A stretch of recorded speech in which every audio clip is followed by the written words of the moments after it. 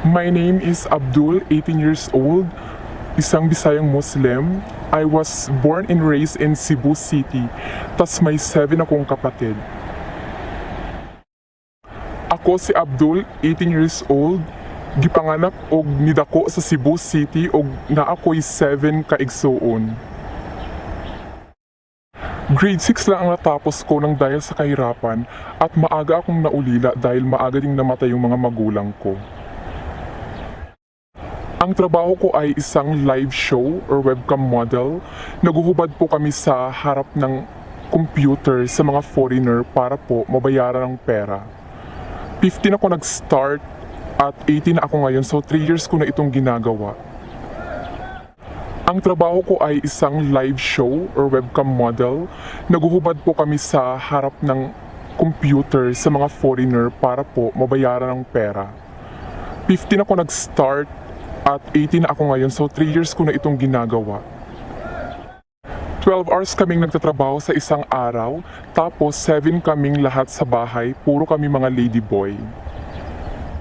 12 hours kaming nagtatrabaho sa isang araw, tapos 7 kaming lahat sa bahay, puro kami mga ladyboy. So, Abdul, meron ba kayong screen name na ginagamit sa trabaho? Yes po, meron po. Bali, hindi po namin nilalagay yung tunay namin na pangalan doon. Ano ang screen name mo? Britney Smith. Britney Smith? Yes po. Abdul, meron ba kayong bugaw? Yes po, meron po. Bali, siya po yung nag-handle po sa amin sa mga trabahong ito. Okay. So, magkano ang binabayad sa'yo ng bugaw sa isang araw? Ano po, $15 a day. $15 a day? Yes. Yes po. So, Abdul, paano kang napasok sa ganyang trabaho? Paano mong nalaman yung ganyang trabaho? Nung time na yun, kinuha ako ng kaibigan ko na magtrabaho daw, pero wala pa sa isip ko na yun pala yung gagawin, yung maghuhubad kami sa harap ng computer, pero wala akong choice kung di nag-try na lang ako. Anong sinabi niya sa'yo? Sabi niya na siya na daw yung bahala sa akin as long as hindi daw ako mamimili ng trabaho. So, hindi mo alam na ganyang klaseng trabaho pala ang papasukin mo? Oo, hindi. Kasi sinabi ko naman sa kanya na lahat ng trabaho papasukin ko. Basta magkakita lang po ako.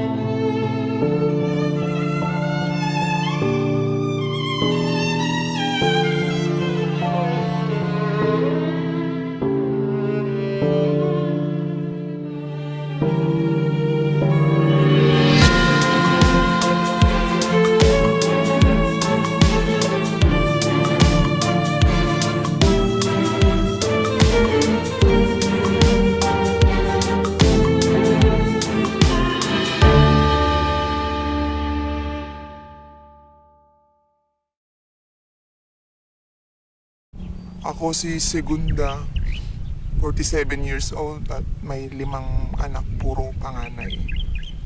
Yung dalawa ay galing sa foreigner, isang sa puti at sa itim. Isa akong single mom. Lahat ng mga lalaking nakarelasyon ko walang nagtagal. Lahat sila iniwan ako. Yung 5 nakabuntis sa akin, Pagkatapos akong buntisin, iniwan nila ako agad. 15 years old ako nung mabuntis at 16 years old ako nanganak. Kinailangan kong buhayin yung anak ko kaya 16 years old pumasok na ako sa club para magtrabaho. 31 years old na yung panganay ko at yung bunso ko naman ay 10 years old. Tinanong ko sa Segunda, Segunda, paano yan? 16 years old ka pa lang nang pumasok sa club. Isa kang minor de edad. So paano yan? Ang sagot niya sa akin ginawan daw siya ng peking birth certificate ng amo niya. Pinalabas sa birth certificate na siya ay 18 years old na. 16 years old pa lang ako nung mag-umpisa ako magtrabaho. Ngayon 47 na ako. Wala akong ibang alam na trabaho kundi pagpupukpok.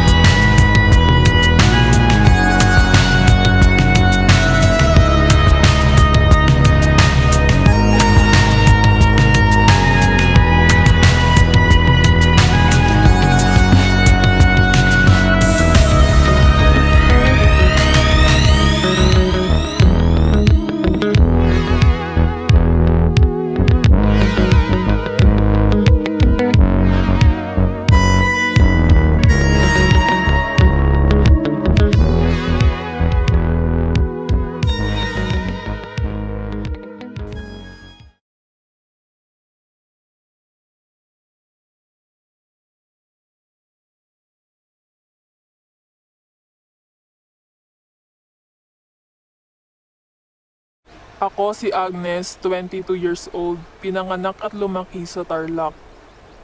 Nag-aaral ako ngayon ng college tourism ang aking course. Kinukuha ko ang aking pang tuition sa paraang pakikipag-chat sa mga foreigner. Sex on chat, sex on call, sex on video call. Minsan nagsisend ako ng videos, ng nude photos. 15 years old pa lang ako nung nakikipag-chat ako sa mga foreigners. Nagsisend ako ng mga nude photos, videos. Mahirap lang kasi ang pamilya ko Hindi nila ako kayang pag-aralin. Yung ate ko nasa abroad. Kaso maliit lang naman ang sweldo niya dahil DH ang trabaho niya. Yung mga kapatid ko, masyado pang bata para magtrabaho. Kaya kailangan kong tustusan yung pag-aaral ko. Domestic helper nga pala ang ate ko sa Hong Kong. 15 years old ako nung naalis ang aking virginity. May nakakachat akong puting Amerikano. Araw-araw kaming magka-chat. Hanggang sa hindi tumagal, nag-decide siyang pumunta ng Pilipinas. May nangyari sa amin. Binayaran niya ako ng $200. Malaking pera yun para sa akin. 15 years old pa lang ako. Marami na ako nakasex na foreigners. 8 na nga nakasex ko Binabayaran nila ako sa pagsisend ko ng mga nude photos, sexy pictures, or sex videos. Yun ang ginagamit ko sa pangtustos ng pag-aaral ko. Agnes, yung bang 8 foreigners na yun nakilala mo sa online o through online? Kung sa online man o kung sa online niya, saang sites? Oo, sa online ko sila nakilala. Nakikilala ko sila sa mga online dating apps o kaya sa Facebook. Agnes, alam ba ng mga magulang mo yung ginagawa mo? Alam ba ng mga magulang mo na nagsisend ka ng mga sexy at naked pictures sa mga foreigners? Oo, alam nila. Alam nilang nakikipag-chat ako sa mga foreigners. Alam nilang nagsisend ako ng mga sexy pictures, nude photos, or videos. Mahirap lang kami Yun yung ginagamit kong pangtustos ng pag-aaral ko. Wala silang magawa kasi mahirap nga kami. Yung 8 foreigners na nakasex mo na, alam ba ng mga magulang mo yan? Hindi. Hindi nila alam yun. Ang alam lang nila, nakikipag-chat ako sa mga foreigners at nagsisend nga ako ng mga pictures or videos. So, Abdul, nung nalaman mo na ganyan pala yung trabaho, naisipan mo ba na mag-back out? Yes po, nasa isip ko pong mag-back out noon. Pero inisip ko din po na need ko pong kumita ng pera kaya sinubukan ko po. Tas okay naman yung kita ko kaya nagpatuloy po ako. Hindi mo ba nagustuhan yung trabaho nung una? Yes po, hindi ko siya nagustuhan at first kasi sobrang nahihirapan po ako. Hindi ko po alam kung ano yung mga eksenang ginagawa. Ngayon ba, gusto mo na yung trabaho o hindi pa rin? Mahirap naman siya pero gumagawa naman ako ng paraan para maka-earn ng pera. So, nasanay ka na sa trabaho mo ngayon? Yes, sanay na po ako sa trabaho kong ito. So, nasanay ka na? Yes po. Gusto mo na siya ba ngayon? Yes po, gusto ko na po siya. So, Abdul, curious ako ano ang itsura mo pagka nagla-live show ka? Hubot-hubad ka ba o nagsusuot ka ba ng sexy na damit? Hindi po, bali yung sinusuot po namin is mga lingerie po siya. Yung mga panty, yung mga swimsuit, ganun po. Tapos nagme-makeup po kami. So, mukhang babae talaga kayo, dapat. Yes, parang ganun po. Naguhubad din ba kayo? Hubot-hubad, ganyan? Naguhubad po kami pag may nag-request na na customer na maghubad. So ginagawa po namin yun. Yung naked talaga? Yes, yung naked talaga na naked. Hubot-hubad? Yes po. So, Abdul, sino ang mga kliyente nyo? Mga foreigner po, taga iba't ibang bansa po sila. Meron bang mga taga-Amerika? Yes po, meron po. Abdul, kung hindi yan ang trabaho mo ngayon, yung klaseng trabaho na meron ka ngayon, ano sana yung trabahong gusto mong maging? Bata pa lang po ako, pangarap ko na po talaga maging flight attendant. Yun po yung pangarap ko talaga, pero hindi yun natupad. Flight attendant. Yes po.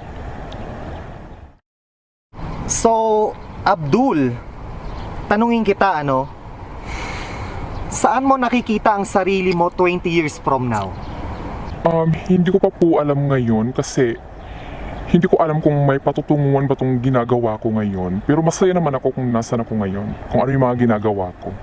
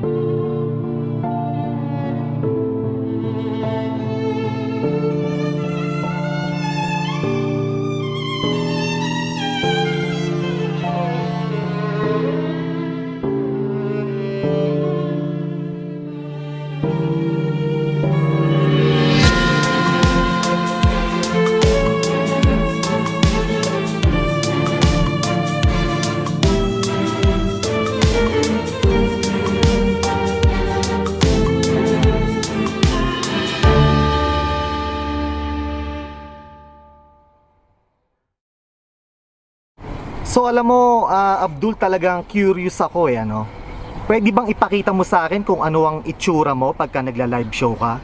Kung ano ang mga sinusuot mo, ganyan. Sige po, walang problema.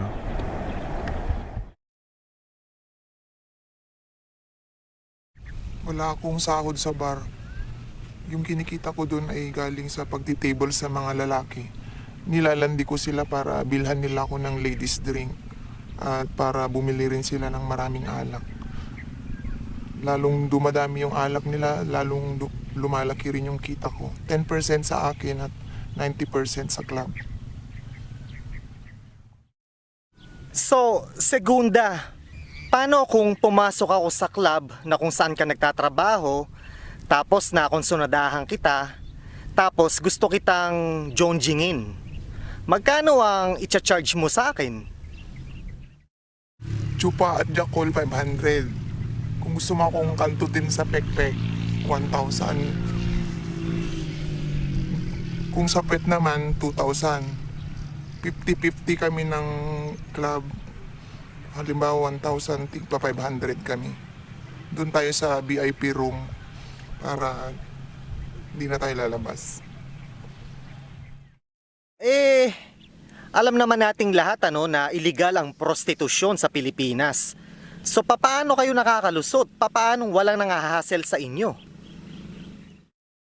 Nagbibigay yung amo namin sa mga pulis at sa mga politiko. Lahat ng mga club doon ay nagbibigay sa kanila buwan-buwan.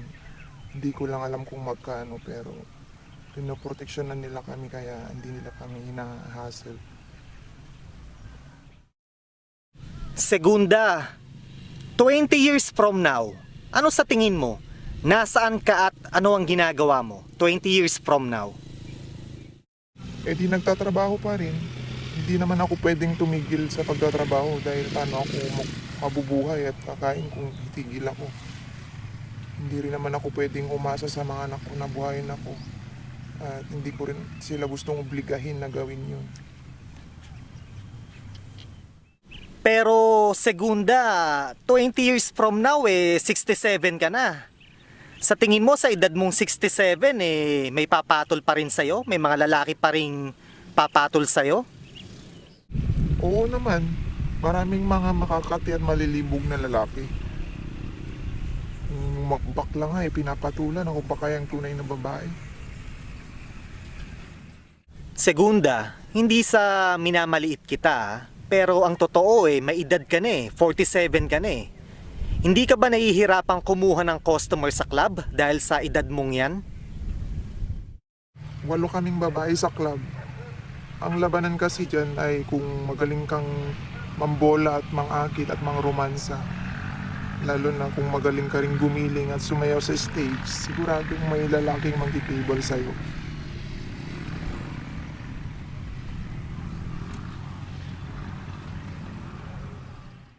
Masaya ka ba sa buhay mo, Segunda?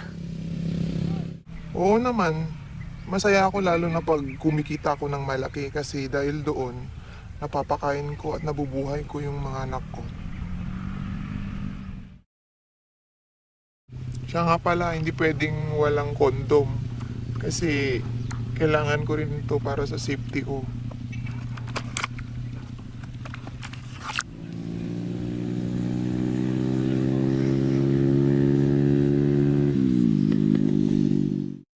Ito naman ang ginagamit ko kapag bebembangin ako sa puwet, pampadulas.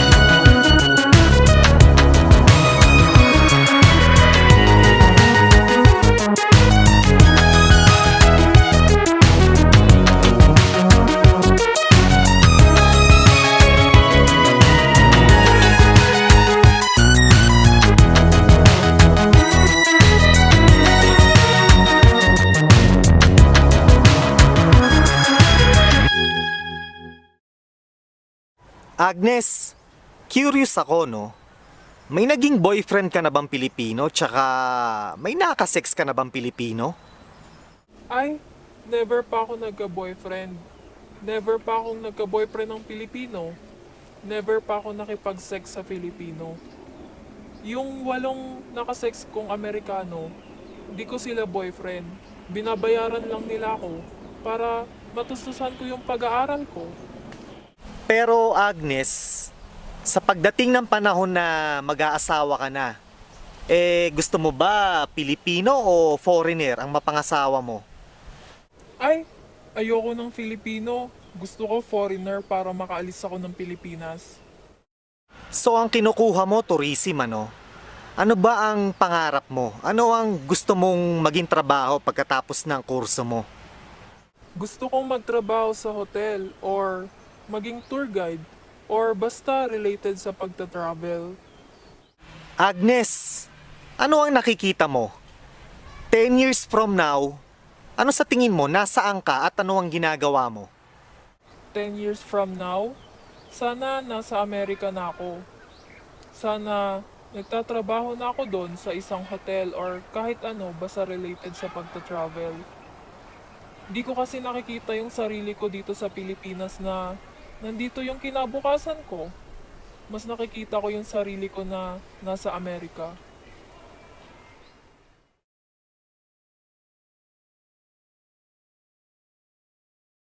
Ay, maraming salamat po dito ah. Malaking tulong po ito para sa akin. Pwede ko po itong pandagdag sa tuition ko or pambili ng gamit sa eskwela. Maraming salamat po ulit. So, Agnes, binibigyan mo ba ako ng pahintulot para i-release tong interview video mo? Opo, binibigyan ko po kayo ng pahintulot.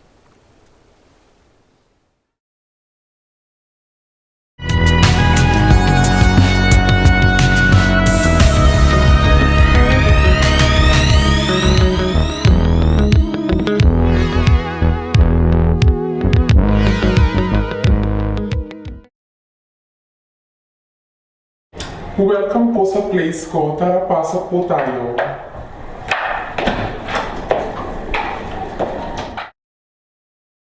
Magpapakita po ako ng outfit para may idea po kayo kung anong itsura ko pag nagla-live show.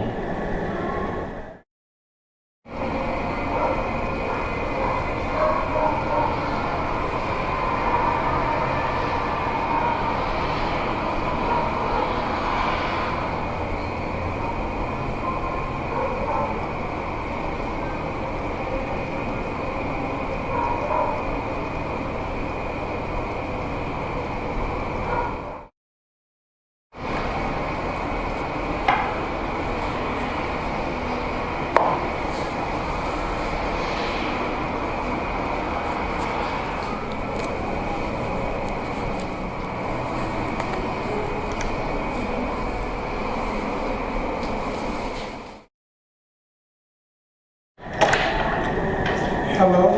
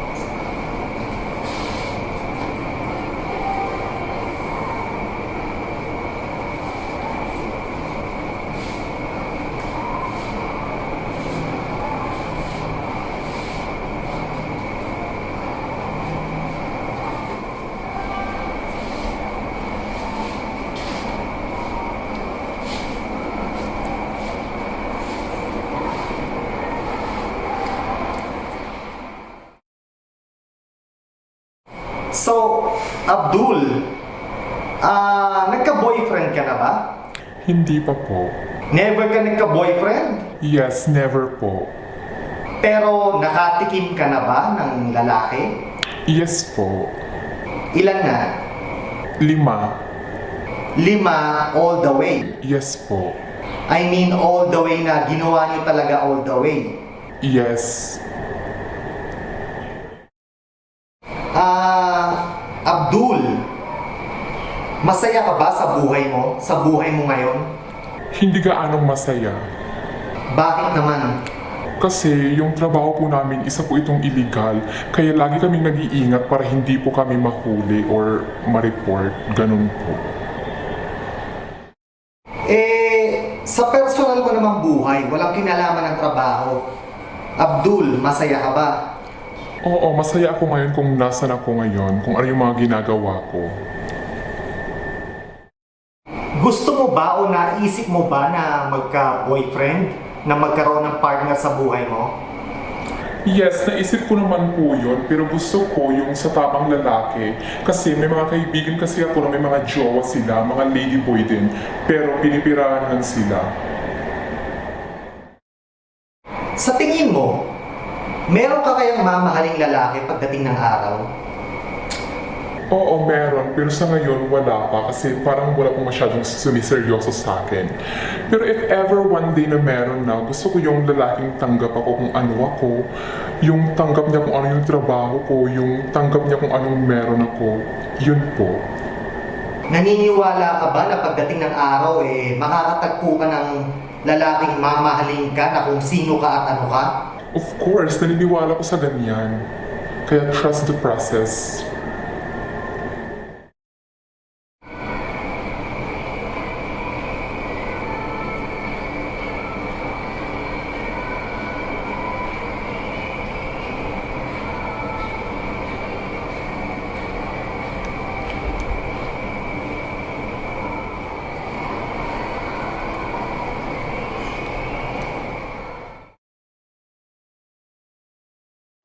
Thank you so much po kasi hindi ako nag-expect na may malaking tulong pala na ibibigay sa akin. Pang 1 month na sahod ko na po ito. Abdul, ano yun? Ano yung gusto mong ipaliwanag? Araw-araw naman akong nagtatrabaho pero hindi ibig sabihin no na araw-araw akong kumikita. Anong ibig mo sabihin? Na kapag nagtatrabaho kami, like 12 hours kaming nagtrabaho, zero talaga. May mga foreigners naman pero hindi sila nagbibigay ng pera. So, nanonood sila sa'yo pero hindi nagbibigay ng pera? Oo, parang gano'n na nga. Nanonood lang pero hindi nagbibigay ng pera. So, ang ibig sabihin, hindi ka naman pala araw-araw kumikita ng $15 Oo, hindi talaga. Kaya minsan nai-stress ako, ganun. dahil walang kita. Oo, walang kita.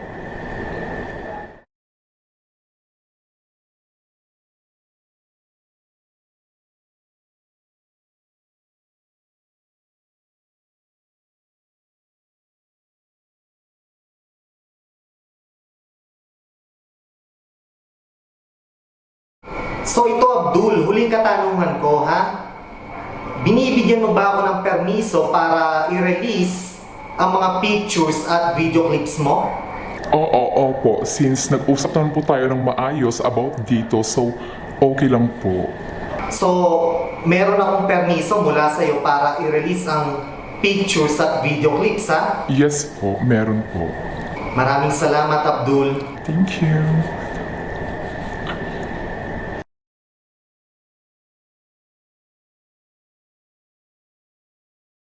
Ay, maraming salamat. Malaking tulong din to sa akin.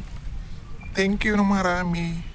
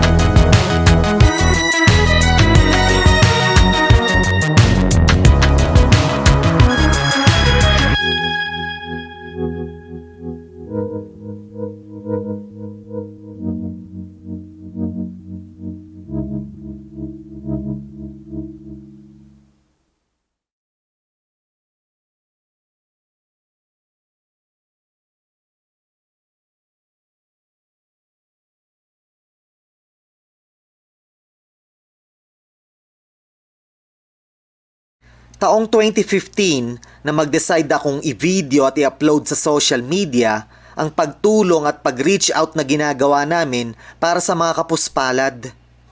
Bakit? To spread social and poverty awareness. Hindi mahalaga sa akin kahit i-label mo akong sosyalista o komunista. Hindi mahalaga sa akin yun. Isa akong humanist, so I simply cannot turn a blind eye on poverty and despair. Mga katoto, to combat social injustice and economic inequality, first, we have to be aware. Second, we should pay attention. And third, we ought to do something about it. Mga katoto, together, we can defeat poverty.